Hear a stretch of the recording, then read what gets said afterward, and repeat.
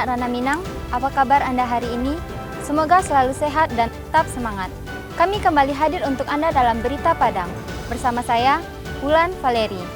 Sejumlah informasi menarik telah kami siapkan untuk Anda. Berikut 3 berita utama hari ini.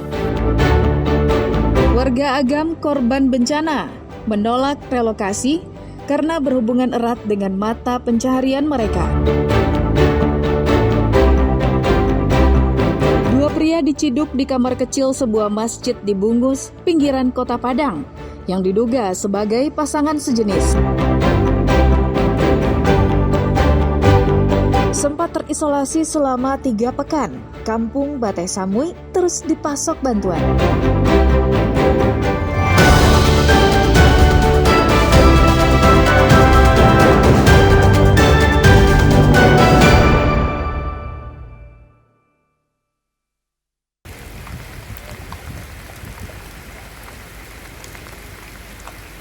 Hingga saat ini, pemerintah Kabupaten Agam masih menyiapkan hunian sementara untuk menampung ribuan warga yang terdampak bencana banjir bandang dan longsor yang masih mengungsi karena permukiman mereka hancur diterjang bencana.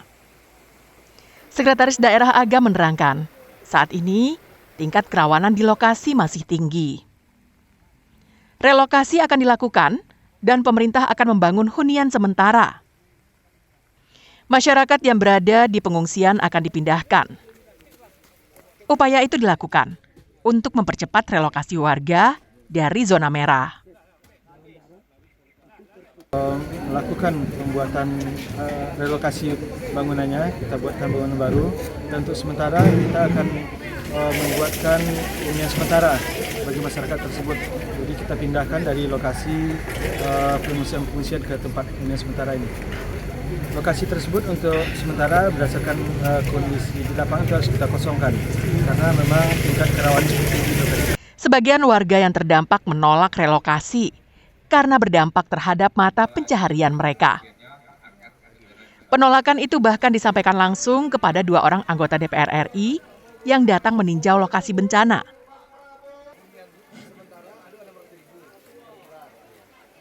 Kalau kami dipindahkan tentang relokasi dari Pemda, kalau dipindahkan relokasi ke lokasi yang lain, tentu kami cuma dapat rumah sepetak tanpa lahan yang lain. Di mana kami akan bisa mencari rezeki, Bu? Sedangkan kami harus pindah ke situ. Kami ingin solusinya juga menjadi kebijakan relokasi mandiri agar kami bisa tetap cari rezeki. Yang kami pikirkan kan pasca bencana. Kalau berpindah tempat yang lain, nggak ada yang bisa kami cari. Daerah Agam membutuhkan lebih dari 500 unit huntara untuk menampung setidaknya lebih dari 1.600 warga terdampak. Dari ratusan huntara yang disiapkan, terbanyak berada di Kecamatan Palembayan yang berjumlah hampir 300 unit, terutama di 4 jorong di Nagari Salareh Aye Utara dan Timur. Selain di Palembayan, pemerintah Kabupaten Agam juga akan membangun lebih dari 80 unit di Kecamatan Tanjung Raya, 53 unit di Kecamatan Palupuah, 51 unit di Kecamatan Malala, 46 unit di Kecamatan Ampek Koto, 23 unit Kecamatan Matur, dan 11 unit Kecamatan Tanjung Mutiara. Dina Amrina melaporkan dari Agam.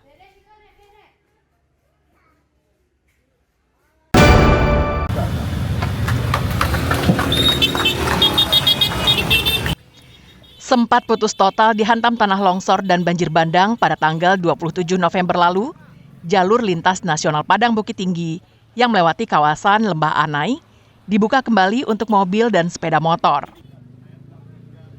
Namun uji coba jalur kali ini hanya dibuka pukul 4 sore hingga pukul 9 pagi hari berikutnya. Masa uji coba akan diberlakukan selama 6 hari hingga tanggal 21 Desember. Sebelumnya, jalur Lembah Anai hanya dibuka untuk sepeda motor saja dari tanggal 8 Desember hingga 15 Desember dengan batasan waktu pukul 6 pagi hingga pukul 9 pagi. Jalan dibuka kembali pada pukul 16:30 hingga pukul 18:30. Kita sudah melakukan uji coba jalan dari Padang menuju Bukit Tinggi. tentunya kami juga minta kesabaran masyarakat, para khususnya pengguna jalan di sini. Karena kenapa? Walaupun kita memberikan kesempatan pengguna jalan dari pukul 4 sore sampai 9 pagi, tidak berarti bahwa pekerjaan ini berhenti, tidak, tapi tetap paralel bekerja. Perbaikan jalan juga terus dikebut, mengingat libur Natal dan Tahun Baru yang akan segera tiba. Cuaca buruk dan sering hujan menjadi hambatan dalam pengerjaan perbaikan. Mungkin kendala saat ini itu cuaca. Kita tahu kawasan Lembahana ini curah hujan cukup tinggi. Kita bekerja dengan alat berat serta dengan sungai yang harusnya begitu deras. Nah, kita berharap cuaca mudah-mudahan dapat bersahabat sehingga target kita dapat kita capai. Untuk penanganan permanen, target kita itu nanti bisa kita buka pada saat jalur mudik Maret 2026. Jalan Lintas Nasional Padang Bukit Tinggi merupakan jalur vital di Sumatera Barat. Jalur ini merupakan urat nadi perekonomian Sumbar.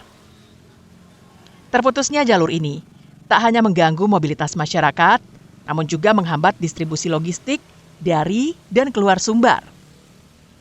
Karena itu, pemerintah mempercepat perbaikan jalan, meski untuk saat ini, jalur Padang Bukit Tinggi di kawasan Lembah Anai ini baru bisa terhubung secara temporer dan satu ruas saja.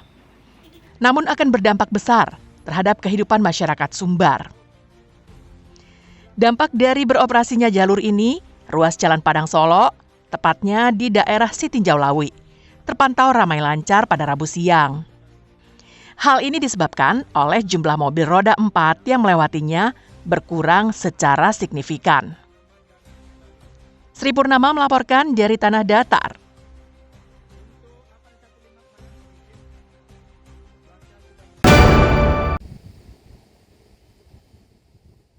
Tatapan mata Dasrizal, seorang petani di Korong Lubuk Napa, Nagari Anduriang, Padang Pariaman, seakan tak percaya melihat apa yang baru terjadi. Dia berusaha tegar, meski hatinya hancur melihat kondisi yang ada.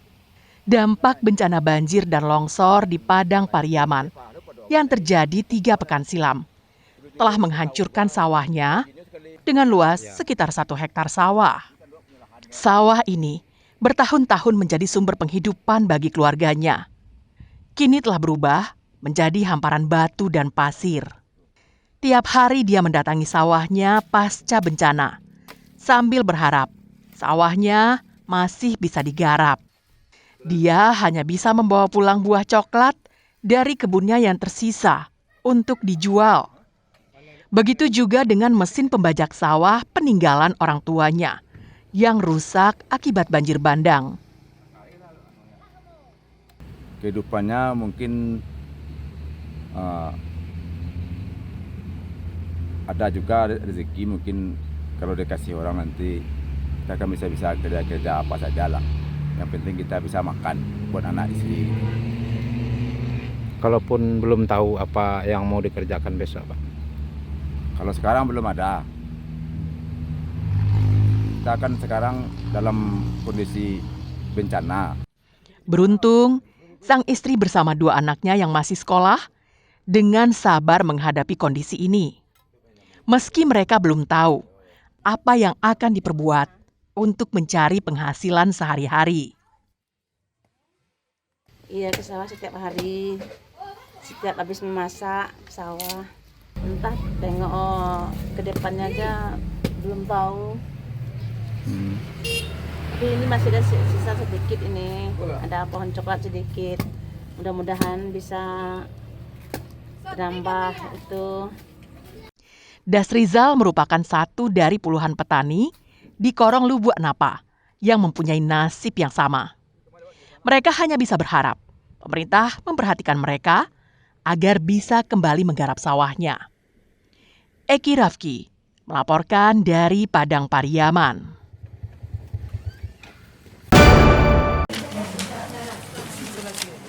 Sebanyak 20 perempuan mengikuti latihan menjahit di Pusat Kegiatan Belajar Masyarakat di Jalan Sintaros Lapai, pusat Kota Padang. Mereka adalah perempuan-perempuan yang selama ini berstatus pengangguran dan ingin membuka usaha sendiri di bidang konveksi. Mereka diajarkan dari nol, mulai dari menjahit pola hingga mahir. Bukan itu saja, mereka juga diajarkan pengetahuan kewirausahaan, pemasaran produk secara daring, membuat payet, dan yang terakhir, mereka dijadikan anggota koperasi agar usaha yang dirintis bisa berkesinambungan. Masing-masing materi diberikan oleh tenaga profesional yang telah bersertifikat. Mereka belajar selama 30 hari. Setelah itu, mereka masih mendapat pendampingan selama 2 bulan. Banyak peserta yang berminat untuk mengikuti pelatihan ini. Karena selain gratis, mereka juga mendapatkan ilmu yang dapat dimanfaatkan untuk membuka usaha sendiri. Biar membantu menaikkan apa sih itu namanya Pak, kayak daripada di rumah gitu, lebih baik kayak beraktivitas, bisa menghasilkan gitu, bermanfaat dan tidak membuang waktu gitu, dan mengajarkan hal yang positif lah Pak. Rencana mau buka usaha Pak, menjahit, melanjutkan di rumah dan kayak lebih mengembangkan lah ilmu yang diajarkan di sini gitu. Praktek menjahitnya sendiri tetap di sini, narasumbernya juga para ahli para pakar yang sesuai dengan juknis ya. Itu ada 2 orang. Pertama yang khusus bagian pola, yang kedua khusus bagian menjahit. Dan kemudian ada lagi narasumbernya yaitu di bidang form digital. Mungkin mereka akan diajarkan bagaimana cara memasarkan melalui online, bagaimana supaya mereka itu bikin brand sendiri. Dana pelatihan berasal dari Kementerian Pendidikan Dasar dan Menengah Republik Indonesia. Sedangkan pelaksanaannya dipantau oleh Dinas Pendidikan Padang. Ya, beberapa yayasan yang sudah melaksanakan kegiatan seperti ini sebenarnya sudah banyak yang mendatangkan penghasilan. Itu banyak mereka yang sudah membuka usaha sendiri. Termasuk di Yabin ini sebenarnya setahun yang lalu juga dapat program ini, ya kan? Beberapa itu sudah memiliki usaha sendiri. Di Kota Padang, saat ini ada 3 pusat kegiatan belajar masyarakat yang melatih dan mendidik warga untuk berwirausaha. Selain PKBM milik Yayasan Bakti Ibu Nusantara, ada juga pelatihan menjahit di Anduring dan pelatihan desain grafis di Purus. Laude Johardio Anse melaporkan dari Padang.